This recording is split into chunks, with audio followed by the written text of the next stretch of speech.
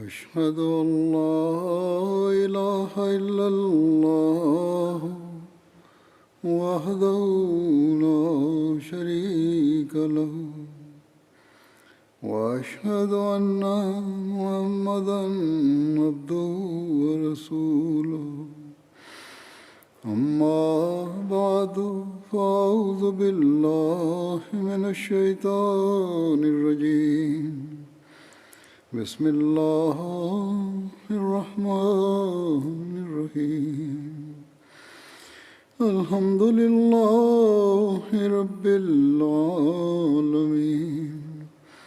الرحمن الرحيم مالك يوم الدين إياك نعبد وإياك نستعين اهدنا الصراط المستقيم صراط الذين أنعمت عليهم غير المغضوب عليهم ولا الضالين. Bismillahirrahmanirrahim. Hazreti Halifatul Mesih peti, da Allah bude njegov pomagač, je rekao da će nastaviti da govori o životu Hazreti Ebu Bekra radijallahu anhu i da je spominjao o tome kako je on oslobađao robove. Hazreti Ebu Bekr radijallahu anhu je oslobodio Nahdija i njenu kćerku. One su bile robinje u plemenu Abdidar. Hazreti Ebu Bekr je prošao pored njih i tada je njihova vlasnica ih poslala da melju brašno i ta vlasnica je govorila tako mi Boga ili čim se je već zaklinjala da ih nikada neće osloboditi.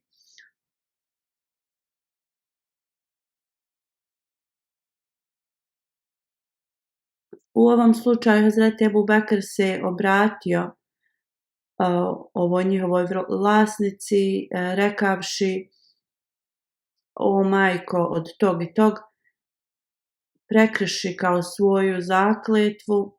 Ona je rekla: odlazi odavde, ti si taj koji ih uništava. I kao ako se toliko brineš, zaista, zašto ih onda ne oslobodiš? Ebu Bekr ju je upitao koliko traži da ih on oslobodi. Ona je rekla iznos i tada je on rekao da će ih obadvije da otkupi. I onda im je rekao vratite joj to brašno. One su ga upitale da li one trebaju da prvo završe taj posao koji je ona naredila ili mogu da prekinu. Hazreti Ebu Bekr je rekao: ako želite uradite, kao izmeljite to brašno ili ne morate.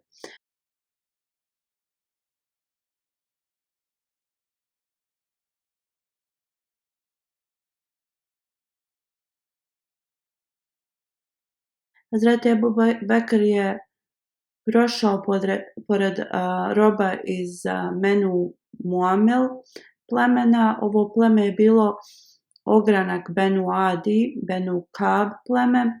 Ova robinja je bila muslimanka i Omer bin Hatab on je kažnjavao nju, tražio od nje da ostavi islam.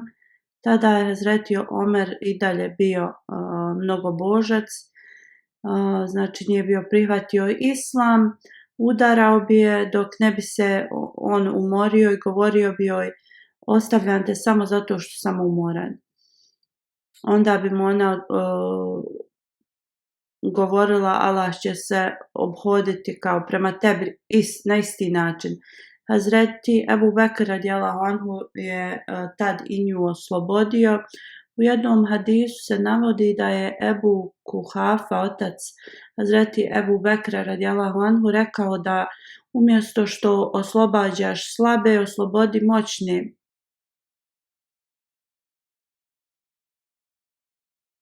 Kako bi te mogli zaštititi. Hazreti Abu Bekr radijallahu anhu je odgovorio: o moj dragi oče, ja samo želim postići Allahovo zadovoljstvo. Mnogi komentatori su rekli da zbog ovih Ebu Bekrovih radijallahu anhu dijela, da se sljedeći ajeti iz časnog Kur'ana objavljeni.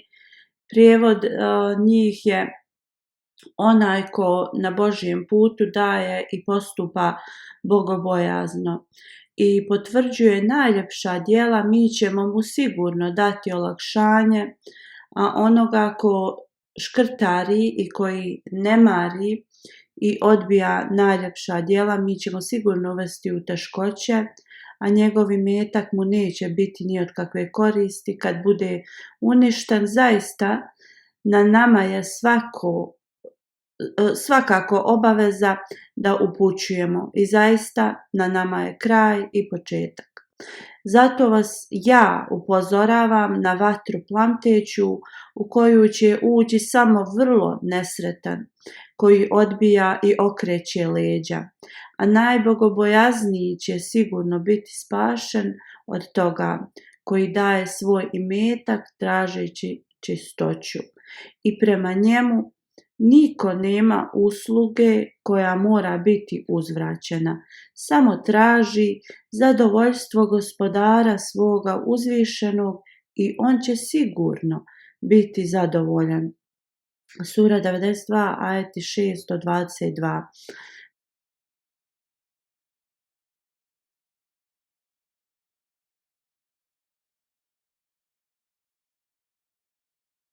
Hazreti Halifatul Mesih je rekao da je jedan od robova kojeg je oslobodio Hazreti Ebu Bekr radijallahu anhu bio Hazreti Hubab bin Arad radijallahu anhu.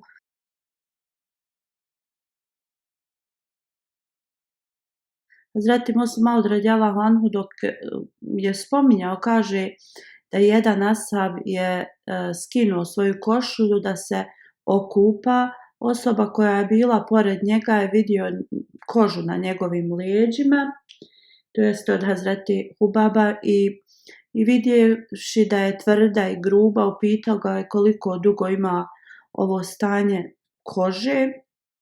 Hazreti Hubab radijallahu anhu se nasmijao i rekao da to nije bolest kože, nego ga je njegov robovlasnik tukao jer je on bio prihvatio islam. Rekao je: morali smo da ležimo na tlo pod visokim temperaturama, tukli su nas. On je također rekao, kao govorili su nam da se odreknemo islama, ali bi mu on kao odgovor jednostavno potvrdio svoj šehadet. To bi naljutilo njegovog vlasnika, pa bi ga još više tukao i vukao po kamenju. Hazret Musa Maud dalje piše da u Arabiji, da bi zaštitili kuće od vode,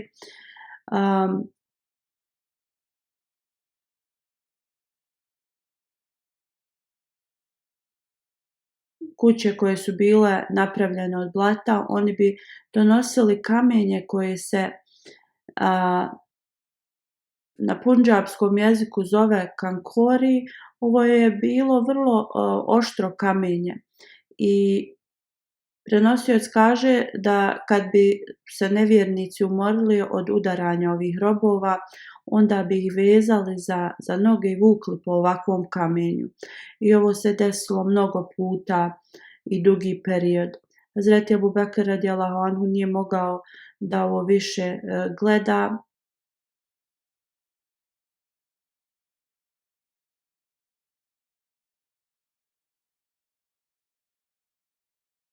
I on je prodao svoju neku imovinu i platio je veliku svotu novca za njihovu slobodu.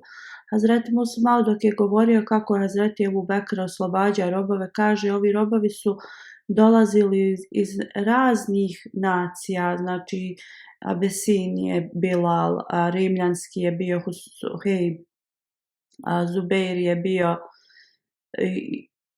i Suhejb, oni su kao bili prijašnji kršćani. Amar i Bilal su bili idolopoklonici prije islama.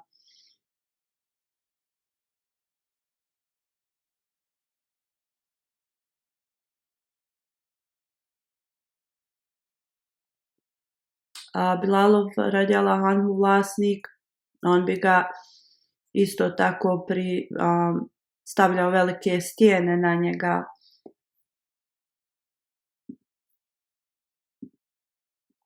I također bi nekoj omladini naređivao da oni skaču po njemu. I kad je Hazreti Ebu Bekr vidio koliko su ih progonili, također je i njega i njih oslobodio. Hazreti Ebu Bekrova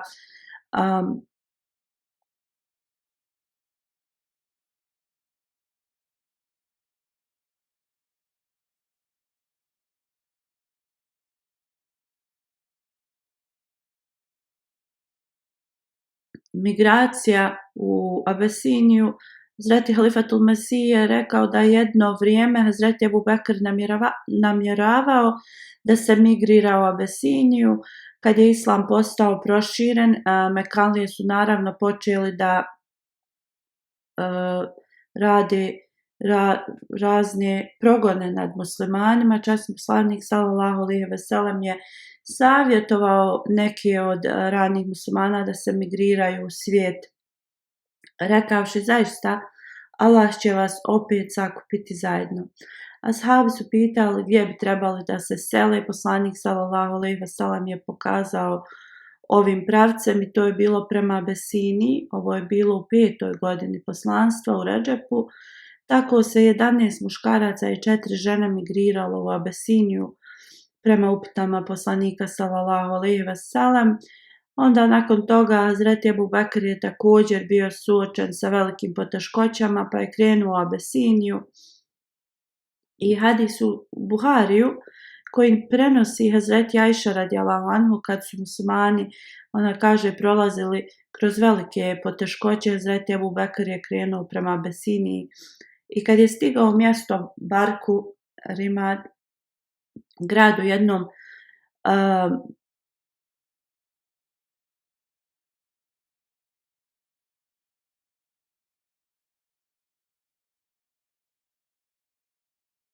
u Jemenu blizu obale, koji je otprilike 5 noći put od Mekke.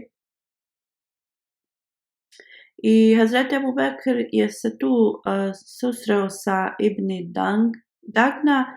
On je bio jedan poglavica plemena Karam. On ga je pitao kao Ebu Bekre gdje putuješ. Ebu Bekr radijallahu anhu je rekao kao moji ljudi su me istjerali i želim da odem u zemlju gdje mogu obožavati svog gospodara.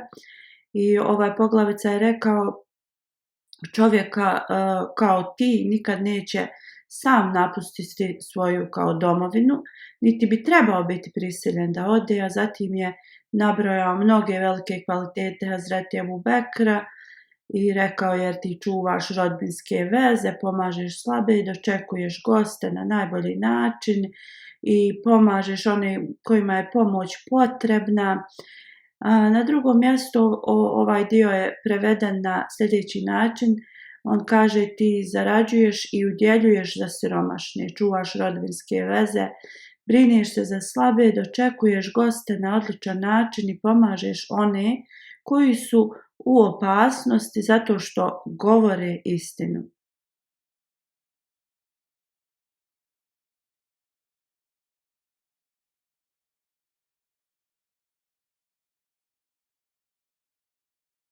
Zatim je on rekao da će mu on sam pružiti zaštitu i rekao mu je da se vrati u svoju zemlju i rekao je obožavaj svog gospodara i tamo i tako. Oba dvojica su se vratili u Meku.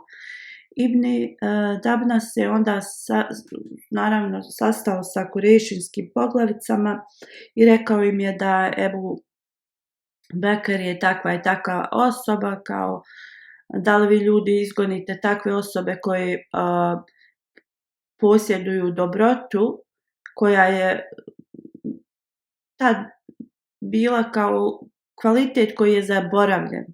I onda je naveo kvalitete Ebu Bekra radijallahu anhu, oni su koje je spomenuo ranije i rekli su da ne uči Kur'an na glas jer su se bojali da će odvratiti kao njihovu djecu i žene na stranputicu. Mekanlije su rekli da Hazreti Ebu Bekr treba da klanja u svojoj kući i kako drugi ne bi bili pod njegovim uticajem.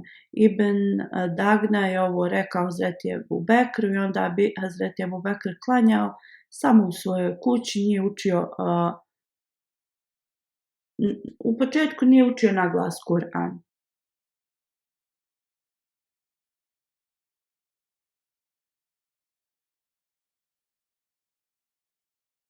I on bi to radio u svojoj kući. Kasnije je u svom dvorištu napravio malu džamiju u kojoj bi klanjao i učio časni Kur'an. Vidjevši ovo slušanje kako naglas uči Kur'an, duboko je uticalo na one koji su bili oko Ebu Bekra i gledali bi kako Hazreti Ebu Bekr ili prisluškivali. Plače mnogo u svojim namazima, nije mogao da zadrži svoje suze dok je učio kuranske ajete i ovo je bilo zabrinjavajuće za poglavice Mekke. Mekanlije su ponovo rekli Ibn Dagna koji se zaštitio Ebu Bekra, oni su rekli da on mora da ili oduzme tu zaštitu ili da Ebu Bekr prestane i kao njegova ta obožavanje utiče na druge i da oni su rekli kao Ebu Bekr je napravio džamiju u svojoj avli i da on treba to kao sa Ebu Bekrom da razmotri, da Ebu Bekr ne može to raditi jer su se oni kao bojali da će ovo da utiče na njihove sinove i žene. I tako on je otišao kod Ebu Bekra radijallahu anhu i kao reci Ebu Bekru ako on ne prestane onda treba da se odrekne tvoje zaštite jer oni nisu htjeli kao nisu ovako dogovorili, kako god rekli su da neće nikada dati dozvolu Ebu Bekru da obožava otvoreno.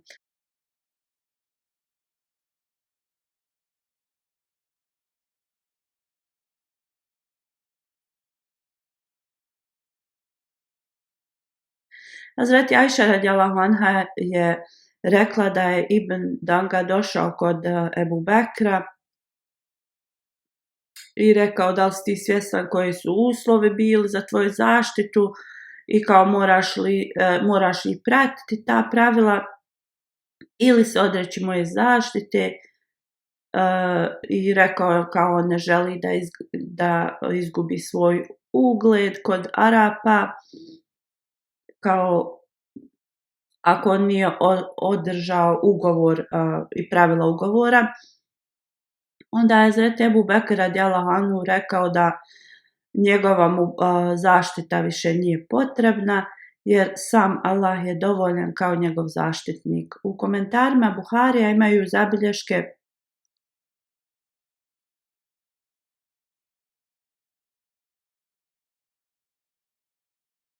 u vezi ove džamije koju je Hazreti Ebu Bekr napravio u svojoj avli. Rečeno je da je ova prva džamija u islamu bila.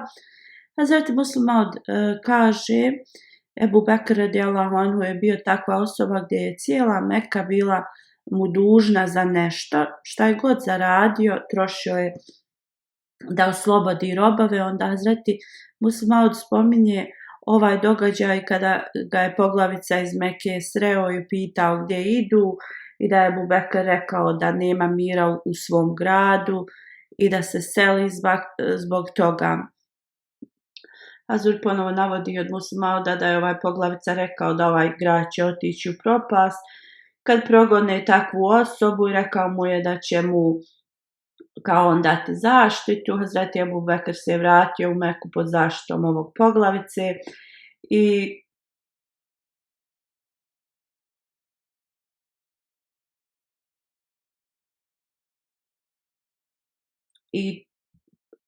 izutra kad bi Hazreti Ebu Bekr učio Kur'an, djeca i žene bi prisluškivali stavljali bi glavu uz zidove njegove kuće i slušali. On je učio Kur'an sa puno emocija i zato što su Arapi razumjeli jezik na kojem je Kur'an objavljen i onda je to uticalo na njih i kad su poglavice ovo saznali, onda su se bojali da će izgubiti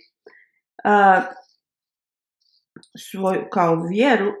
Drugim riječima, zbog ovakvog učenja Kur'ana od Ebu Bekra, oni su se bojali da će Mekanlije promijeniti i preći na islam. Ovo je zaista, Halifetul Mesih kaže, šta se na današnjici dešava Ahmed i muslimanima u nekim zemljama, posebno u Pakistanu. Ti ljudi smatraju da će izgubiti svoju vjeru ako vide Ahmed i muslimani da klanjaju. Poslije toga mekanske poglavice su otišli kod ovoga zaštitnika Ebu Bekra i oni su se žalili. Onda je on otišao kod Ebu Bekra i na taj način rekao da Ebu Bekr ne može da uči više na glas ili on ne može mu pružiti zaštitu.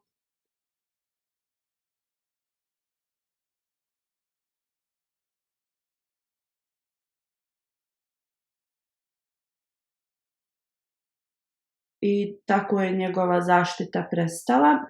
Poslije kad su Kurejšije bili neuspješni u svojim naporima da zaustave islam, odlučili su da bojkotuju Benu Hašime, Benu Mutalib.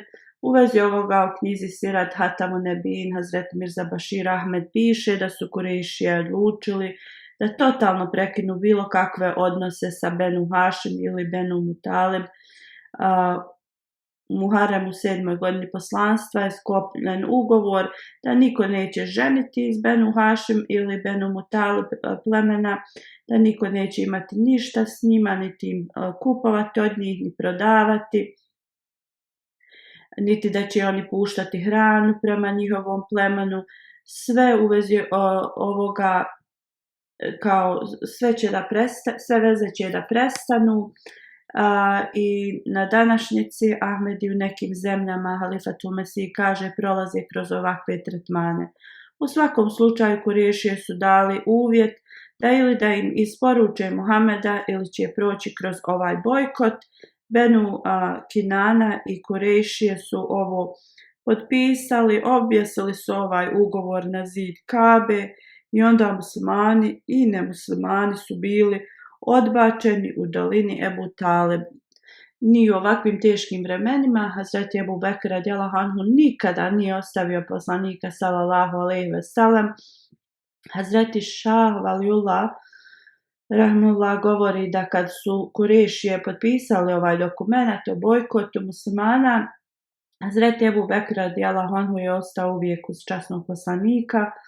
U vezi ovoga Ebu Talib je izgovorio sljedeće stihove u nekom smislu da Muhammed sallallahu alejhi ve sellem i Ebu Bekr su bili sretni kada se bojkot završio. U vezi predskazanja da će Rimljani biti pobjeđeni u hadisima koji prenosi Ibn Abbas, u vezi toga šta je uzvišeni Allah govorio u ajetu.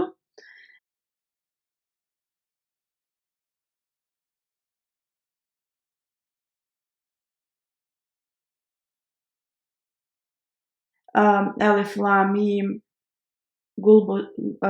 Gulibatul Rum fi Ednal Ard. Hazreti Ibn Abbas kaže Gulibat ili Galibat, to jest oni su poraženi. On kaže da u mnogobošci su bili sretni da će Perzijci pobijediti Rimljane, jer su i oni bili mnogobošci, obožavali su vatru, gdje su muslimani se nadali da će Rimljani poraziti Perzijce, jer smatrajući Rimljane kao ljude koji su pratili Božju knjigu. Ebu Bekr radijallahu anhu je pitao poslanika sallallahu alejhi ve sellem i poslanik sallallahu alejhi ve sellem je rekao da će zaista Rimljani biti pobjednici. Onda je to Hazreti Ebu Bekr rekao mnogobošcima i oni su mu rekli, reci nam kao vremenski period. i oni su željeli da se opklade s njim.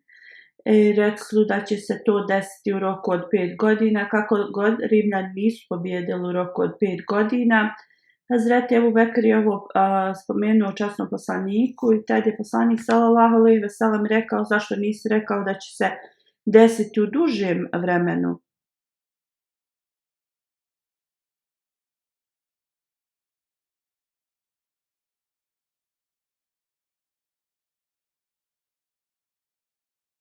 A prenosioc smatra da je časni poslanik sallallahu alejhi ve sellem rekao oko 10 godina. Ovo je zabilježeno u Tirmiziju. U Buhariju se spominje 4 velika predskazanja koja su se ispunila i jedan od njih je bio ovo u vezi Rimljana. Masruk prenosi, bili smo s Abdullahom bin Masudom radijallahu anhu i on kaže kada je časni poslanik sallallahu alejhi ve sellem vidio da ljudi odbijaju njegovu poruku, molio se Allahu, rekavši: Allahu moj, kao što si poslao glad 7 godina u vrijeme Jusufa, pošalji glad na isti način i njima. I glad se desila, ljudi su počeli da jedu što su god nalazili. Također su počeli da haluciniraju i kad bi gledali u nebo, činilo im se kao da vide dim. Ebu Sufjan je otišao kod časnog poslanika i rekao: Muhammede, ti kao naređuješ da ljudi obožavaju Allaha i čuvaju rodbinske veze i ljudi iz tvog plemena umiru, moli se Allahu za njih. Onda je Allah objavio ajet: zato čekajte dan kad će nebo donijeti jasan dim koji će pokriti ljude. Ovo će biti jedna bolna patnja i ova velika patnja se desila u bitci na Bedru. I također predskazanje o Rimljanima i sve je bilo ispunjeno. Ovo se prenosi u Buhariju. Alama Rudin piše u vezi predskazanja u vezi Rimljana. On kaže da su muslimani želeli da Rimljani pobjede, Perzijci su također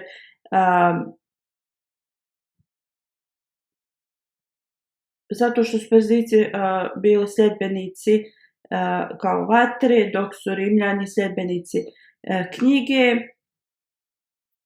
a mnogobožci su naravno željeli obrnuto. I tada Ebu Džehel i Ebu Bekr radijallahu anhu su se opkladili. U vezi toga časni poslanik sallallahu alejhi ve sellem je rekao da riječ bizun nekoliko godina smatra se period od 7 do 9 godina i da treba povećati vrijeme od originalne njihove opklade. Ebu Bekr radijallahu anhu je to uradio i Rimljani su pobjedili. U časnom Kur'anu se spominje ajet: Rimljani su poraženi u zemlji bliskoj i oni će nakon svog poraza biti pobjednici. Za nekoliko godina Allahova je naredba prije i poslije toga i toga dana će se vjernici radovati. Sura 30, ajet 3 do 5. Šabi govori da u to vrijeme opklada nije bila zabranjena. Hazreti Mirza Bešir Ahmed radijallahu anhu piše u vezi ovoga: prije dolaska islama najjača carstva su bila Perzijsko i Rimsko carstvo. Oba dva carstva su bila u blizini Arabije. U vrijeme ovog predskazanja Rimljani i Perzijci su vodili rat i Perzijci su osvojili mnoge predjele rimljanske, i zato što je perzijska religija bila slična kurešijskoj, oni su bili zadovoljni u vezi pobjede Perzije. Muslimani su bili na strani kršćana zato što su kršćani smatrani ehlil kitab, sljedbenici knjige. Poslanik sallallahu alejhi ve sellem je rekao: iako je Perzija trenutno jača od Rimljana, da će Rimljani pobijediti i tada će se vjernici kao da raduju.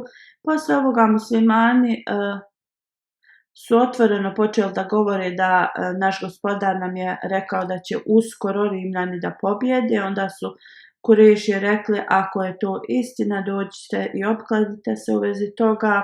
Zbog toga, zato što nije opklada bila zabranjena, Hazreti Ebu Bekr je prihvatio to i oni su se opkladili da će se to desiti u roku od 6 godina. Kad je časni poslanik sallallahu alejhi ve sellem čuo u vezi ovoga, on je rekao to je netačno. Allah je koristio riječ koja prema arapskom jeziku metaforičnom znači od 3 do 9 godina. Ovo je bilo vrijeme dok je poslanik sallallahu alejhi ve sellem i dalje boravio u Meki. Poslije ovoga Rimljani su osvojili Perzijce. To se desilo poslije hidžri. U vezi ovoga Hazreti Muslima od radijallahu anhu kaže, dok je poslanik još boravio u Meki, dobili su vijest da su Perzijci pobjedili Rimljane. Naravno, Mekanlije su se radovali u vezi ovoga i u vezi ovog predskazanja da će Rimljani pobijediti, Mekanlije su se kladili u 100 kamila sa Ebu Bekrom radijallahu anhu kada se to neće desiti. Jer su to vrijeme Perzijci napredovali u svim predjelima, znači oduzeli su mnogo rimljanske teritorije i Rimljani su bili ostavljeni na vrlo malom prostoru. Kako god, Allahove riječi su se bile ispunile i Rimljani su napali i pobjedili su i oduzeli su i azijske i afričke teritorije. Obećan Mesija alejhi selam kaže da kada se Hazreti Ebu Bekr radijallahu anhu kladio sa Ebu Džehelom u vezi Allahovog predskazanja, također obećan Mesija navodi kuranski ajet u vezi ovoga i oni su stavili kao razdoblje od 3 godine. Časni poslanik sallallahu alejhi ve sellem kad je saznao ovo, upitao je Hazreti Ebu Bekra da promijeni vrijeme, objašnjavajući da riječ koja je upotrebljena u ovom ajetu se koristi metaforično, inače znači 9 godina. Postoje razni hadisi koji nam govore u vezi ovoga. Časni poslanik sallallahu alejhi ve sellem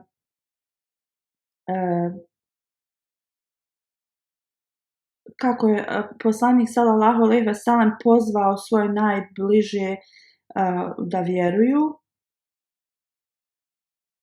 I također nam govori kako je Ebu Bekr u ovim hadisima nam govori da je Hazreti Ebu Bekr radijallahu anhu uvijek bio uz poslanika sallallahu alejhi ve sellem.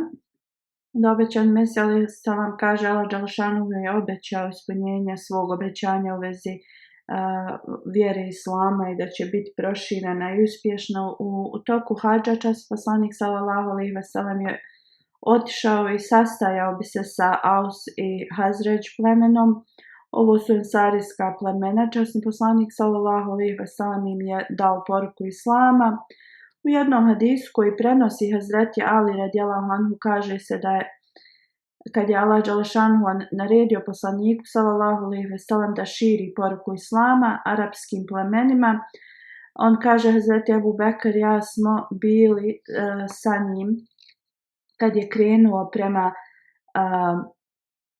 Mini i kad su stigli tamo, Hazreti Ebu Bekr je malo izmakao ispred nas i upitao je ljude iz kojeg su oni plemena.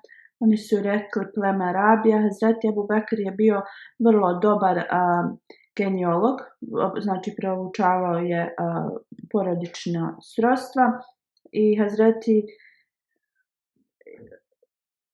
Ebu Bekr je upitao kao iz kojeg su oni ogranka Rabija plemena i oni su rekli Zuhal. On kaže otišli smo kod Aus i Hazrađ plemena i njih je časni poslanik sallallahu alejhi ve sellem nazvao Ensarijama jer su oni dali sklonište i pomoć časnom poslaniku sallallahu alejhi ve sellem. Hazreti Ali dalje govori da su otišli poslije kada su svi dali zakletvu časnom poslaniku sallallahu alejhi ve sellem. Na drugom mjestu Hazreti Ali prenosi da kada je Allah naredio da treba poslanik širiti islam arapskim plemenima, Hazreti Ebu Bekr i ja smo, kaže, otišli s njim, otišli smo na skup koji je bio vrlo civilizovan. Ovi ljudi su izgledali tako časni. Hazreti Ebu Bekr ih je upitao iz kojeg su plemena. Oni su rekli Benu Šaban bin Saleba. Hazreti Ebu Bekr radijallahu anhu se okrenuo prema časnom poslaniku i rekao, neka su moji roditelji žrtvovani radi tebe, časni poslaniče sallallahu alejhi ve sellem, tako mi Boga, ne postoji kao časni ljudi od njih. Neki od njih su bili Mafnik bin Amr, Usama bin Harsa, Hani bin Kabisa i Numan bin Šerik. Časni poslanik sallallahu alejhi ve sellem je njima proučio sljedeće ajete. Ajet koji je poslanik sallallahu alejhi ve sellem je rekao: dođite, ja želim da vas naučim šta vam je vaš gospodar zabranio. Ništa ne pridružujte njemu kao partnera i roditeljima dobročinstvo činite i ne ubijajte djecu iz straha od siromaštva. Mi hranimo i vas i njih i ne približavajte se bestidnim djelima, bilo vanjskim ili unutrašnjim, i ne ubijajte život koji je Allah stvorio svetim, osim po pravu. To je ono što vam je on naredio da shvatite. A posle ovoga Mafruk je rekao, ovo nisu riječi koje je bilo kakva osoba izgovorila. Da jesu, ovo bi mi već čuli. Onda je poslanik sallallahu alejhi ve sellem proučio sljedeći ajet. Prijevod glasi: zaista Allah naređuje pravednost i dobročinstvo i daje kao što dajete bližnjim svojima i zabranjuje bestidnost i ružan govor i prekoračenje. On vas savjetuje da primite poruku. Mafruk je tad rekao: o moj kurejšijski brate, ti si nas pozvao kao najbolje kvalitete i dobra djela. Svaka nacija koja tebe kao suprotstavi se ili nazovete ili kao ne povjeruje ti, oni su zaista lažovi. Musana je rekao: o moj kurejšijski brate, mi smo čuli šta si rekao i to si nam predstavio na najodličniji način i ovo me je inspirisalo. Kako god, sa Kosrosom imamo kao ugovor da oni ništa ne smiju kao započeti niti prihvatiti od drugih i kao kralj će biti nezadovoljan s ovim. On je rekao: ako želiš da te zaštitimo, kao mi to možemo uraditi. Poslanik sallallahu alejhi ve sellem je rekao: sve što si rekao je u pravu i ti otvoreno govoriš istinu. Jedino ti ljudi mogu dobiti kao Allahovu zaštitu koji govore istinu. Onda je poslanik sallallahu alejhi ve sellem uzeo Ebu Bekra radijallahu anhu za ruku i otišli su. U drugom hadisu se spominje da je poslanik sallallahu alejhi ve sellem rekao, kao to što si rekao, Allah će da u nekom vremenu da vam teritoriju toga Kosrosa i njihove žene će također doći pod vaš autoritet. Da li ćete vi onda veličati uzvišenog Allaha? On je rekao: tako mi Boga, mi smo spremni. I Allah dželšanhu je znači ispunio ove riječi poslanika sallallahu alejhi ve sellem do najmanjeg detalja. Taj isti Mesana koji je tad se bojao Kasrosa i da prihvati islam je vrlo brzo postao glavni komandant muslimanske armije u toku hilafeta Ebu Bekra radijallahu anhu i borio se protiv tog Kosrosa, to jeste Musana bin Harsa. On je taj koji je pobjedio i tako znači bio blagoslovljen tim ispunjenjem tih riječi poslanika sallallahu alejhi ve sellem. Bekar bin Vail pleme je došlo za hadž, ovo je još jedan hadis, i poslanik sallallahu alejhi ve sellem je rekao Hazreti Ebu Bekru, odi kod njih i predstavi im poruku Islama. I onda Hazreti Ebu Bekr je to uradio, poslije poslanik sallallahu alejhi ve sellem također im predstavio poruku Islama. Hazreti Halifatul Mesih kaže, nastavit ću da govorim u sljedećim hudbama u vezi Ebu Bekra radijallahu anhu. Danas želim da vam kažem da se molite za Ahmed i muslimane u Afganistanu. Neki su također, oni prolaze kroz poteškoće, neki su pritvoreni, žene i djeca su prestrašeni u kućama. Ovi muškarci koji nisu još pritvoreni morali su otići iz svojih domova jer postoji mogućnost da će i njih uhapsiti, da uzvišeni Allah učini da im podari olakšanje i otkloni ovo od njih. Molite se za Ahmed i muslimane u Pakistanu, njihov također stanje je loše i jednostavno uvijek postoji šansa da neki problem u Pakistanu iskrsne. Molite se za cijeli svijet da uzvišeni Allah ih uputi, da prihvate obećanog Mesije alejhi salama, da ostave zlo, da cijeli svijet shvati realnost prihvaćanja svoga stvoritelja. Sada ću da spomenem neke detalje od preminulim džematlijama i klanjat ću njihovu dženazu u odsustvu. Prva dženaza je od Al-Hadž Abdurrahman Enin, koji je bio iz Gane, sekretar Amuri Ama i Afsar Dželsa Salana. Preminuo je u 81. godini, na lillahi ve inna ilejhi rađiun.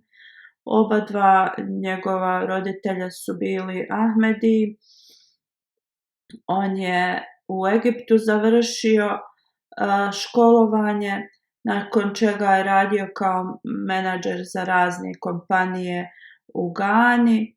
Kasnije je osnovao i vlastitu kompaniju i bio je generalni direktor. Radio je u Nigeriji, bio je veoma pobožan i iskren, bio je uzoran u svojoj službi džematu i dao je džematu prednost na ovosvjetskim svim željama. Uvijek je bio prisutan i spreman da služi u bilo kom svojstvu. I on je uvijek jednostavno se odazivao emiru zemlje u službi u džematu. Izutra bi išao u misionarsku kuću, prvo bi pitao emira da li ima ikakvog džematskog posla, to bi završio i onda bi krenuo na svoj posao. Bio je predsjednik džematski u tom nekom predjelu dugo vremena,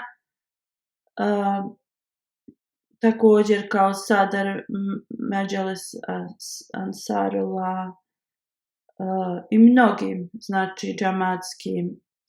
I također prije nego što je preminuo, služio je u džematskom odboru. Bio je vrlo gostoprimljiv, vrlo darežljiv, ne samo prema svojoj rodbini, nego svima okolo, džematlijama, svima okolo. Nije gledao na vjeru od tih ljudi kojima je pomagao. Uvijek je gledao da radi ono što je korist za džemat. Nikada se nije brinuo u vezi opozicije. Bio je regularan na tahadžudu i ako bi i putovao, on bi ustajao i klanjao svoj tahadžud, bio je musi, redovno je davao svoje finansijske žrtvovanja, iza sebe ostavlja suprugu, 5 sinova i 5 kćeri. Hafiz Mubešir Saib, koji služi kao misionar u Gani, piše, on kaže da je ovaj čovjek bio vrlo mudar, da je uvijek rješavao sve vrlo brzo i bio je vrlo direktan u svom govoru. On kaže da su jednom imali sastanak na kojem se debata vodila u vezi nečega. Kaže da je Hafiz, da je Al-Hadž Abdurrahman samo bio tih i kad je došlo vrijeme na njega da govori, rekao je halifa je poslao već upute za ovo i ne smatra da trebamo mi da to razmatramo ako je nešto halifa naredio. I on je rekao, ako je nešto halifa naredio, onda mi nemamo uopšte potrebe da razmatramo i raspravljamo. Halifatul Mesih kaže, Allah dželšanuhu nas je blagoslovio ovakvim ljudima u dalekim zemljama. Sljedeća dženaza je od Azaja Muhammed Ali Al-Džabli iz Jordana, koji je nedavno preminuo. Inna lillahi wa inna ilaihi rađiun. Predsjednik iz Jordana piše da je on preminula osoba, je prihvatio Ahmedija 2010. godine, jedini je bio u porodici svojoj. Također u njihovom tom predjelu je da što čovjek odlučuje, tako i žena, i njegova je supruga također postala Ahmedi, ali njihov lokalni predsjednik piše da je njegova vjera u Ahmedijat i hilafet bila kao velika planina.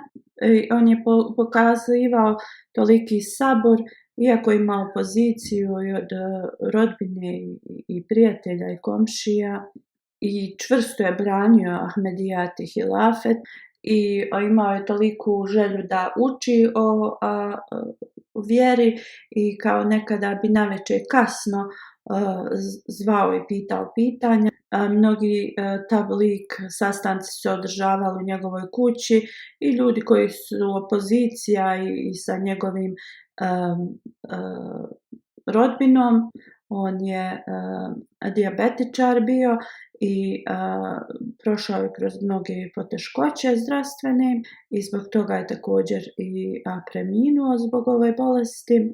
Neki njegovi rodbine su govorili da njegovo zdravstveno stanje je kao radi Ahmedijata, iako bi on ostavio Ahmedijat, kao oni će svjedočiti za njega na kijametskom danu. I onda on kaže, uvijek bi se molio, Allahu moj, učini me da ja umrem kao Ahmedi.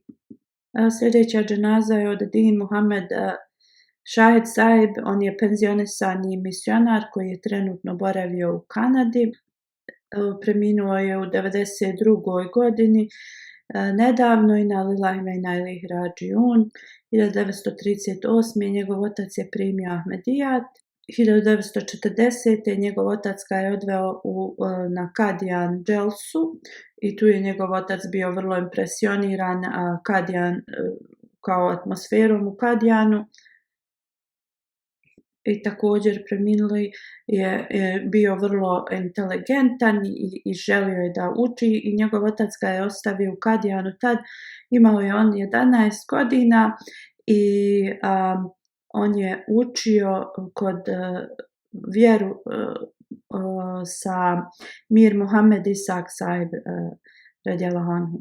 I tu je završio džamija Ahmedija 1953. godine i onda je služio kao misionar širom Pakistana, onda u Fidžiju također, u Rabbi također kao sekretar za štampu. Napisao mnoge članke, bio je vrlo predan da radi tablik i uvijek je pokušavao neki novi način da to radi. On je bio musi, iza sebe ostavlja suprugu, 2 sina i 3 kćeri. Mian Rafik Ahmed Sahib je sljedeći.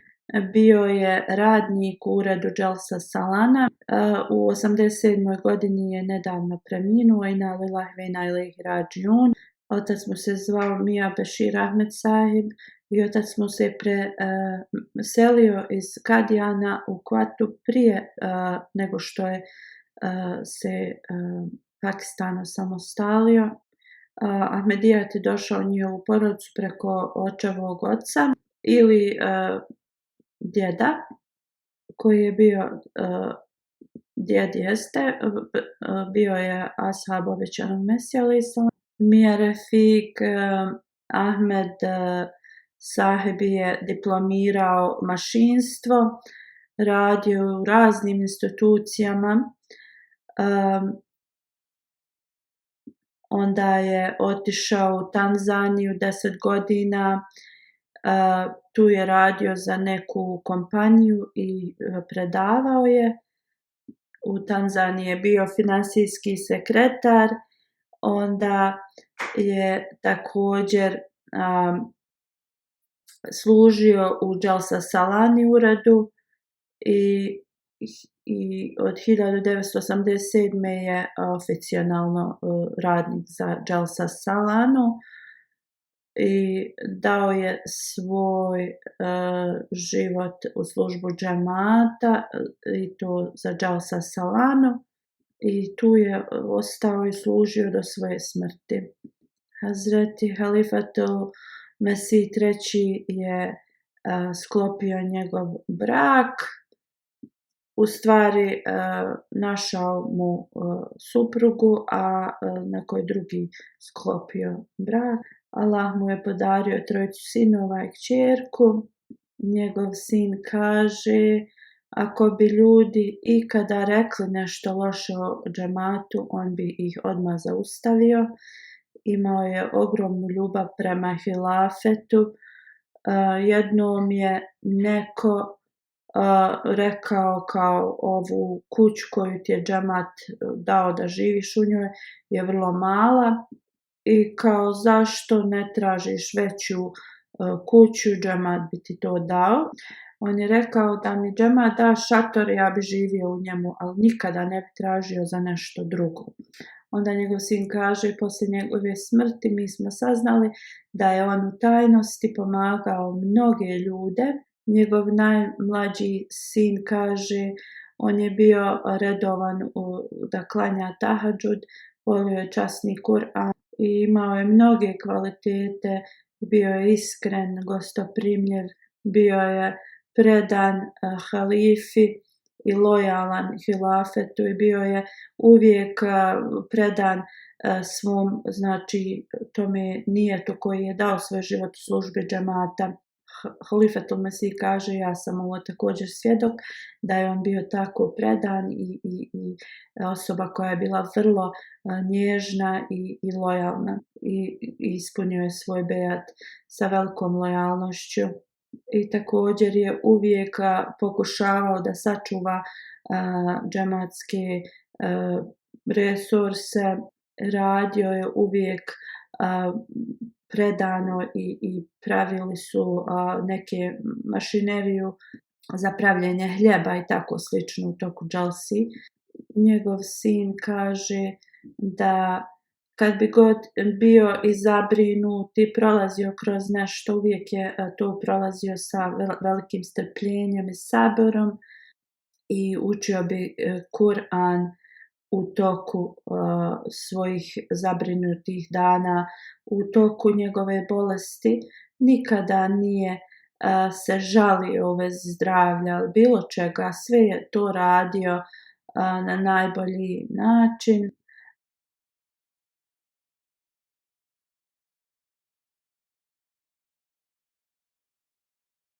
Sljedeća osoba koju ću spomenuti je ili preminula osoba Kanita Zafar Sahiba, ona je supruga Ahsanullah Zafar Sahib.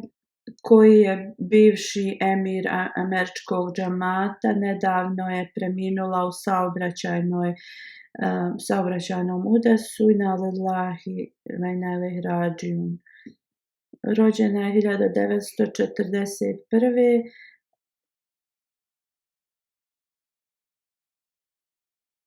Čodri Azamal Saheb sudija je njen otac, a Čodri Feki Ahmed Saheb je bio otac njene majke. Imala je mnoge kvalitete, bila je vesela, lojalna hilafetu, otvoreno bi ovo govorila. Imala je ogromnu ljubav prema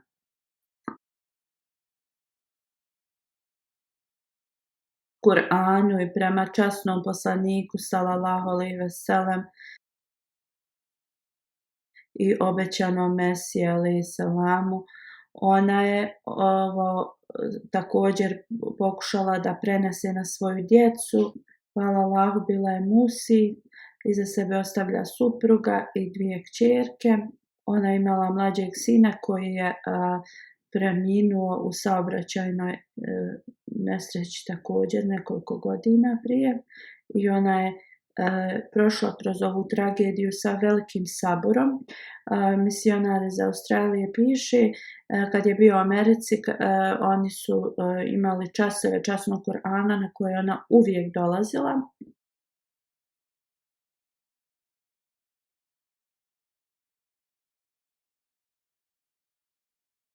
Iako je daleko živjela, iako je ona bila školovana kao, imala je doktorat, ona je bila vrlo jednostavna osoba, nikada nije nikakvu arogantnost pokazivala u bilo kojem.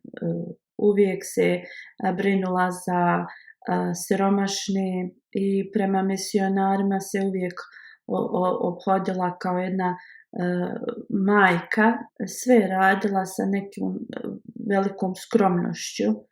Uvijek bi govorila leđna da kad su u džamiji slažu svoju obuću, ako to ne uradi, ona bi to sama uradila za njih.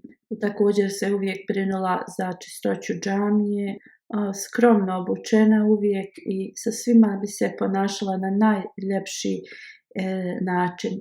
Nije imala neprijateljstvo ni prema kim, uvijek bi se odazivala svakom pozivu koji je halifa uputio.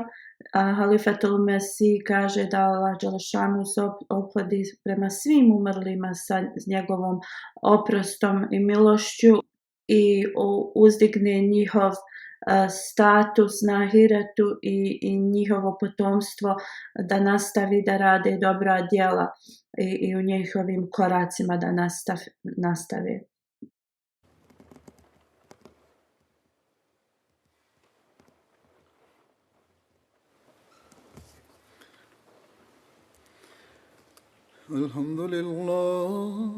الحمد لله نحمده ونستعينه ونستغفره ونؤمن به ونتوكل عليه ونعوذ بالله من شرور أنفسنا ومن سيئات أعمالنا من يهده الله فلا مضل له ومن يضلل فلا هادي له ونشهد أن لا إله إلا الله ونشهد أن محمدا عبده ورسوله عباد الله رحمكم الله إن الله يأمر بالعدل والإحسان وإيتاء ذي القربى